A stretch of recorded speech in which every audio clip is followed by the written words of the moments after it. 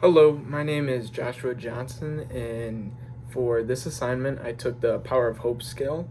Um, at the end of the scale, I received, I think, a 292 and a percentage of 81.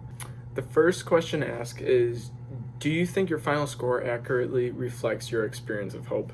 Um, I believe so. Personally, for me, I think so. I feel like I told the truth and answered all questions correctly.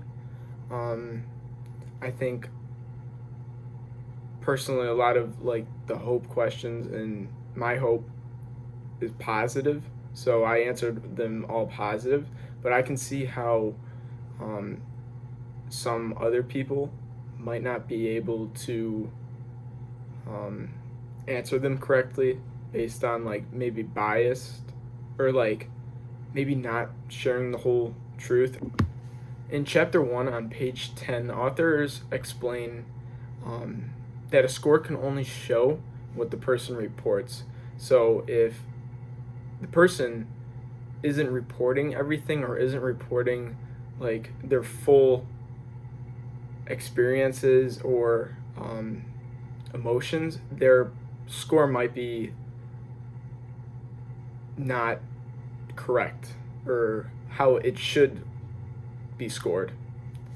Question 2 asks, would your hope score be different if you took it a month ago or a month from now? I think it would. A month ago, there was a lot less stress than there is now being in college. Um, and a month from now, I feel like there would be more stress than right now. So um, it might alter some of my responses that I would have answered. Like the ones that are more positive might be less positive in the future, or the ones I answered less positive might have been more positive in the past, like a month ago in the summer. On page 12, the authors state that psychological traits can change over time because life situations and feelings change, and I completely agree with that. Like my feelings and like traits due to whether it's stress or like um, difficult times with family or whatever, or even like positive events and positive outcomes, it can alter how I'm feeling and what I'm feeling. So I completely agree with what the author says on page 12. Question 3 asks, how well do you think the scale operationally defines hope?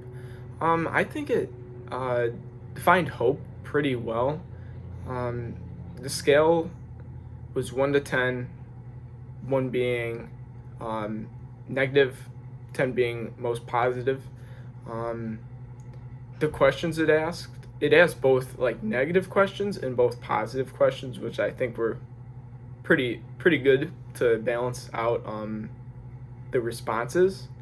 On page 14 in chapter 1, the authors state that the operational definition tells exactly how something is measured so researchers can study it clearly and consistently, which I think I picked that up pretty quickly when I was taking the test or the scale. Um, you can tell how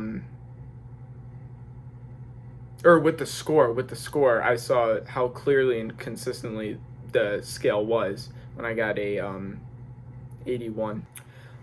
Lastly, question 4 asks, why do you think something like hope is so hard to measure? Um, I think hope is hard to measure because you can't you can't see it like emotions. You can see someone being like happy, you can see someone being sad or upset or disgusted, but you can't see the hope in them. Like you can't see them expressing hope. And the authors state that on page 9. They say that hope is hard to measure because it is an inner feeling and it can't directly be seen.